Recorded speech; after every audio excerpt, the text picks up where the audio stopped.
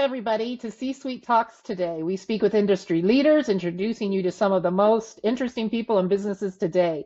We focus on women, money, and power, as well as diversity in all areas. Welcome to C-Suite Talks. I'm Beth Hilbing, co-CEO, along with... I'm Dianne Gubin, co-CEO, along with Beth. And today we are just so happy to be speaking with Kelly Harlick. So Kelly is the Senior Vice President at Osborne Clarke, a European full-service law firm where she supports U.S. companies growing internationally. Kelly is originally from Manchester, England, and you'll hear her accent, which is really cool. And she's been on the New York networking circuit since arriving in the U.S. 20 years ago. Kelly started her career at the British government, where she led a team within the UK's Department of Business and Trade. Kelly is also the mom of 2 girls, and she is constantly juggling work and motherhood and trying to be 100% at both. Fun. Welcome. Welcome, Kelly, today. And Kelly's also a member of C-Suite and a sponsor, so thank you so much for all of that. We love having her to the community. And so, Kelly, can you share with us today a little bit about your career journey, working for the British government in New York, and then becoming an SVP at Osborne Clarke? What a journey. Yeah, well, thank you both first for inviting me to C-Suite and the podcast. It's a great group and really enjoying being a part of it. So yeah, I've been in New York now for 20 years. I still can't believe that I say 20 years, but I arrived in 2004. January 2004 with 2 suitcases, and I think there was 20 inches of snow that had dropped on New York that evening. I arrived at the airport and I didn't have anywhere to live. So that's another story. But I managed to find housing pretty quickly, an apartment in Astoria, Queens, which is one of the outside suburbs. And I was working for the British government. So that's what brought me to New York. I had actually started in UK visas and immigration. So I was there for 18 months and then I moved over to the commercial arm of the British government and soon worked my way up, and I headed up the financial services team for about 10 years. So I was with the British government for 15 years, I think. In total, and it was amazing. It was a really, really good time. I mean, every day was so different. One day I could be taking the UK's Chancellor to see the CEOs of the Wall Street banks. The next day I could be working with like 10 fintech companies that were coming into the US market and really helping them with like market entry, business development. So it was an amazing time. And then I thought, well, I should try my luck on the dark side and move into the private sector. And it was a big jump. And honestly, it was quite a hard decision to make. I had my whiteboard with my pros and my cons. But I thought, there's no time like now. I've been with the government for 15 years with the public sector, so let's do it. So I worked for a Vistra, which is a corporate services provider. I was there for 2 years, and we can talk a bit more about that. That's when the pandemic hit. And now I've been with Osborne Clarke for almost 3 years now, working with companies that are expanding internationally and helping them with all their legal services. So yeah, it's been quite the journey. Wow. Yeah, sounds very interesting. And you'll never interesting. fit back into 2 suitcases again. Kelly, tell us about Osborne Clarke, and just, for anybody who's not familiar with it and the type of work that you do. Yeah, so we're an international law firm. We have 26 offices located across Europe, and we have a small footprint in Asia. In the US, we're in San Francisco, New York, and Miami, and we're full service. The only difference is we don't practice US law, so that makes us very unique. We're really here in time zone to support our US businesses with their international legal needs. So it could be a firm that's going into the UK or Spain or France for the first time entering the market, or we work with those companies, Fortune 500 companies that have been there for some time and they're just looking for new outside counsel. So we provide them with the whole gamut from employment law, IP, data privacy, M&A, so regulation. So we do full service. So yeah, it's a great firm to work for. They have a great culture. And So, and go go ahead. on, Beth. I was just going to ask, how did you get into the British government and then into Osborne Clarke? Kind of what is your background and your educational path, just for people, Yeah, so I actually moved over to New York pretty much as soon as I graduated. So I studied a i.e., the bachelor's two degree. suitcases? Yeah, right, exactly. Um, well, Exactly. Now two kids, etc. There's no way. Yeah. so much stuff as well at home. I'm like, where did all this come from? So I did a bachelor's degree in business management Oh, in okay. Newcastle, right further north of Manchester, in the UK. And I also did a couple of modules in tourism. But I don't know. Looking back, I'm like, why did I even do that? But a lot of it was focused on economic development. And I actually had a friend that was working for the British consulate in Chicago, and I was about to embark on a year-long backpacking journey around Thailand, India, Southeast Asia. In fact, the Thai embassy had my passport, and he called me and he said the British government in New York, the British consulate, they're looking for people to work in the visa department. I've shared your resume, and I'm like, yeah, but I'm going away. I'm going to India. Um, anyway, I was like, okay, let me interview, and they offered me the job. And within 2 months, I was in New York. So all my plans changed, and I still haven't been to Southeast Asia. You got to do that. That's on the bucket list. Yeah, yeah. And then I honestly figured that I would be in New York for about 2 years. I thought, let me give myself 2 years. It'd be great experience working for the British government. I don't really know much about immigration, but I kind of do now. And then after 18 months, an opportunity came up within like UK Trade and Investment, it was called back then. And I thought, okay, why not? Financial services, okay, it's fine. It's not like retail or something fun, but let me go for it. And then I just worked my way up the ladder. And then, yeah, I was managing a team of 19 across the US. So it was a really good journey. Wow. Good. And now you're doing business development. Now, I Is that mean, what your role is now? Tell us what your role is now. I'm not clear on well, that. even at the British consulate, it was a business development role. So I've always been out and about in market, networking, attending events, organizing events.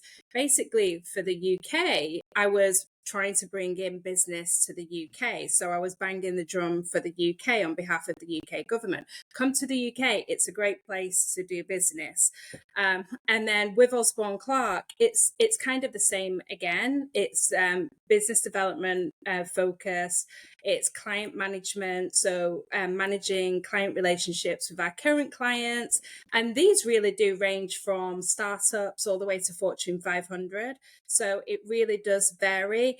I focus a lot of my time on the fintech sector as well as retail and consumer, which is a lot more fun. You know, fashion brands, Right. luxury, all fun stuff. I'm really trying to meet with their in-house counsel teams to promote Osborne Clarke as an outside counsel to help them with all Oh, their okay. international legal needs. So still, I need to be networking. I need to be, coming up with different ideas, new innovative ways of trying to target the our audience, which is like in-house counsel. Oh, okay. I got it. So that's your target market, in-house It is. counsel at other law firms. Okay. It, Got it it. is. And being a non-lawyer, there's Uh-huh. obviously challenges because at first I was Mm-hmm. like, well, they take me serious. I'm not a lawyer. I didn't have a law degree. But it actually works really well because we have international lawyers that are here in market, as well as like business development professionals like myself. So we really do team up, and we've got, different skill sets where we go in, we pitch, they can talk about all the technicalities of, financial regulation or GDPR, sustainability, whatever it may be. And I'm hopefully here to help open doors. So it's a great relationship between the business development professionals and the lawyers. It Sounds like a sounds lot like an of fun. amazing job. Yeah, and a lot of fun. A lot of It does. activities after work for It is sure. a lot of Yeah, fun. Yeah, definitely. The events are fun. I mean, New York is, it's buzzing. fabulous. Yeah, you could go to an event every night, but Oh, you and every breakfast. every breakfast. But you have to. It's important to make sure that you go into the right ones, and you're not just burning yourself out and going to everything, which I've done. What do you Yeah. consider most challenging of your role? What's the most challenging aspect of your role?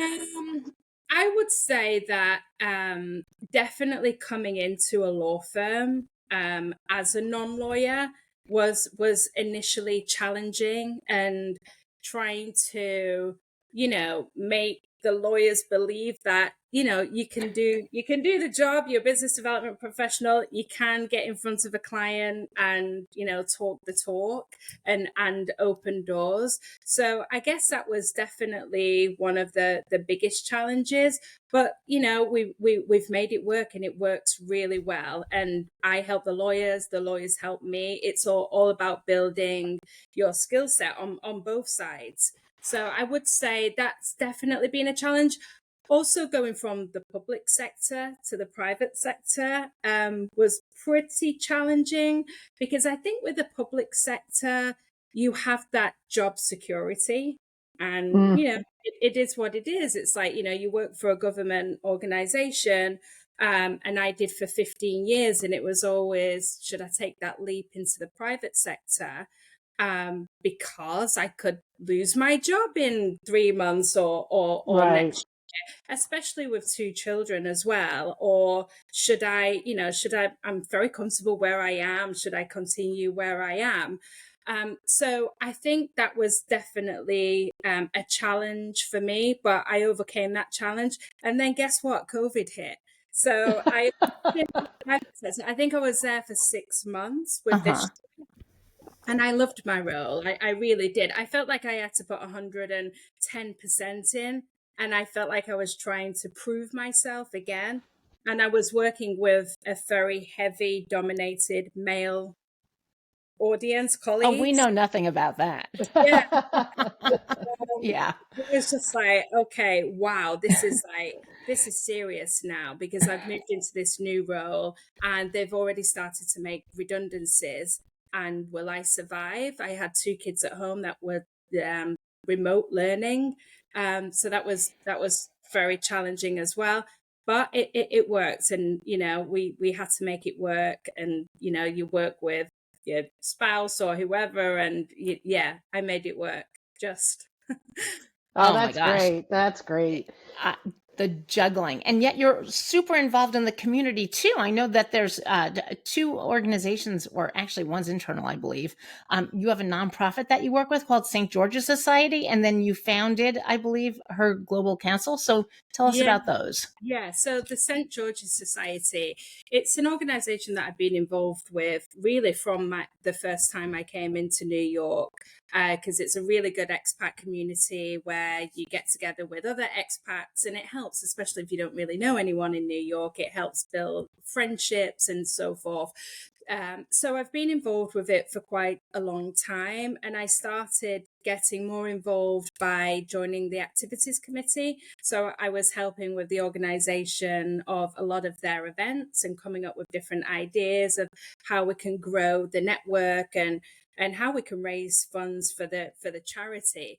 It's one of the oldest charities in New York, and there's three different angles. We help seniors with that have come into financial difficulty, expat seniors that are in New York. We help them with like their rent.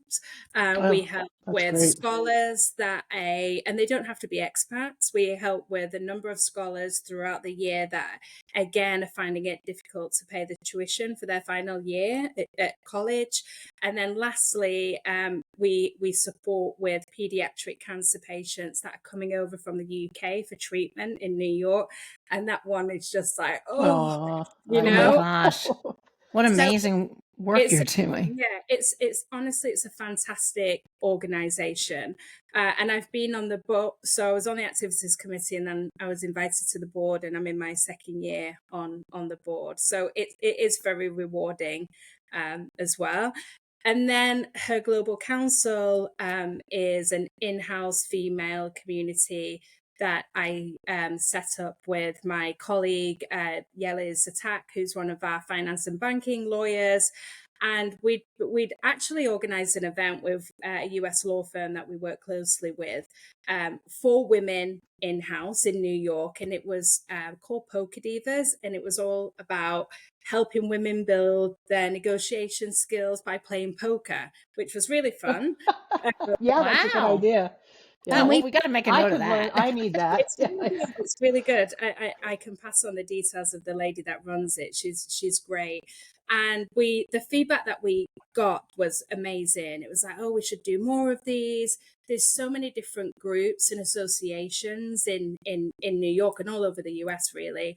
But we found that there was a bit of a gap in New York where women in-house wanted to get together in more of an informal way.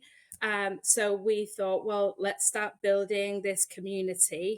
And now I think we have over 80 members. We organize quarterly events, different types of events as well, not just happy hours, but we've done like sip and paint. We've organized events where you create different crafts around the holidays for your trees, and yeah, it's been really good. We've brought together an amazing group of women that can really help mentor each other. They can lean on each other for career advice, and it's just very informal as well. So there's no pressure. Easy peasy. Yeah, Yeah. Yeah. so yeah, there's that as well. But it's amazing, and hopefully, we'll continue to grow. It's only been, I think it was last March that we came up with the idea. So we've got a LinkedIn page. It's private, but if you're female and you're in-house, then spread the word. I'd be happy to share the information. That's Wow. great. So Kelly is like the epitome of give it to a busy woman and he'll get it done. I know. I think my biggest weakness is I can't say no. Oh, we Okay, well, love we'll that. remember that. Okay. We're gonna remember that. And so how do you think you're personally juggling all this? Because I juggle a lot too. We all juggle a lot. How are you Yeah, doing all this? it's hard. And especially, I've got two girls at elementary school, and I want to make sure that I give them enough time as well. They're, the most precious thing to me. And I think you just have to you've got to set boundaries. You've got to ensure that you can manage your time effectively. I've got a calendar on my fridge for all the kids stuff. I've got my Outlook calendar. If anyone asks me to do anything in the evening, I have to cross check, making sure that the kids are a priority at the end of the day. I have to make sure that I go to any of their school concerts or whatever it is that they have on. And I'll just work around my schedule. But I think it's like having a good support network around you. I've got a very supportive husband. He helps out a lot Oh, when that's good. my evening events. But yeah, I think, for anyone out there that's juggling work-life balance, you've got to set boundaries. I think you need flexibility. So if you've got a supportive management team, which I have, then you definitely need flexibility. And yeah, you just have to set boundaries and self-care. You have to look after yourself as well. That's you have to fit in those appointments for Yeah, sure. really. I know. Only so many hours in our day, right? So you must mentor as well through your organization. And if you had to give advice to young career folks coming into their career in business development, what would you say to them? I think, yeah, definitely. So I've been fortunate enough throughout my career to have more experienced women that I've been able to lean on and get advice. You can't do it on your own. You've got to make sure that you surround yourself with supportive women, supportive being important. Yes. And you want, I think it's important to ensure that you have a mentor that is going to help you grow and help you in terms of career development. And I think also with me, I did work a lot with women that were very honest, and if there was areas that I needed to improve, then I need that feedback.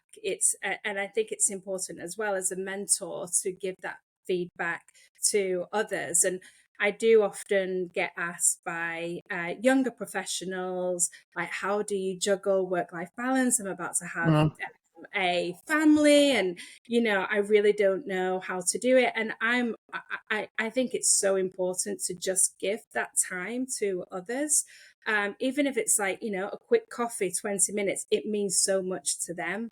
And so my advice is sort out really honest and supportive women in your network, whether it's your peers. And again, I'm very fortunate at Osborne Clarke. I work with some great women in the US as well as internationally, and everyone has time to just to give you advice or help build your skills. Oh, that's wonderful. Wow. So as we kind of wrap up our podcast today, can you tell us kind of what you're focusing on this year for your career or community? Just a couple high level. Yeah, I think I'm definitely focusing on growing my professional network. I've only been in the legal industry now for 3 years, and this New York is huge. So I'm definitely growing my professional network and actively networking with industry leaders, joining different groups like C-Suite, which has been fantastic. I'm also focusing on like building my own knowledge and skills within the legal industry. I'm not becoming a lawyer. There's absolutely no way I'm going to school to You don't want study to law. take the bar? No. Your kids are in school. That's enough. You're relearning everything. No. I think just to build on your basic knowledge in the certain services that we talk to our clients about is really important.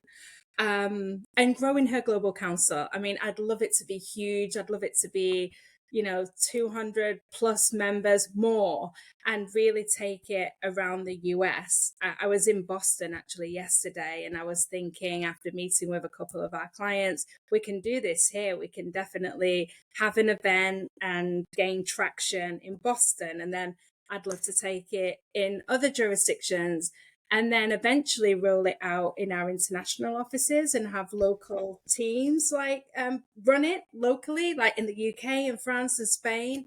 So that's definitely a huge goal. So we can have a sidebar conversation about how to do that. And lessons learned for sure. Yeah, well, definitely. Well, Kelly, this has been such a pleasure. So thank you to our listeners, and thank you for Kelly Harlick, Senior Vice President at Osborne Clarke. And how does anybody find you? Do they look on LinkedIn? How does anybody get in touch with you? Find me on LinkedIn. You can find me on Osborne Clarke's website, or you can just reach out to C-Suite, and I'm sure they'll be happy We'll to help you. You. Yeah. Oh, for sure. Thank you so much, ladies. Thank you, and thank you to our listeners. So, Beth, do you want to take us home here? Sure. So hit your subscribe button on Applefy, Spotify, YouTube, wherever you find your podcast. Leave us a review, 5 stars, of course. Good one. Yes. And then we love hearing from you. So send us an email. Send me an email at Beth at csweet.org. And then check out our website, Come to Events. We have some great June events, so please check it out at www.csweet.org. And thank you, Kelly, again. It's been a pleasure. Thank you. Thank you.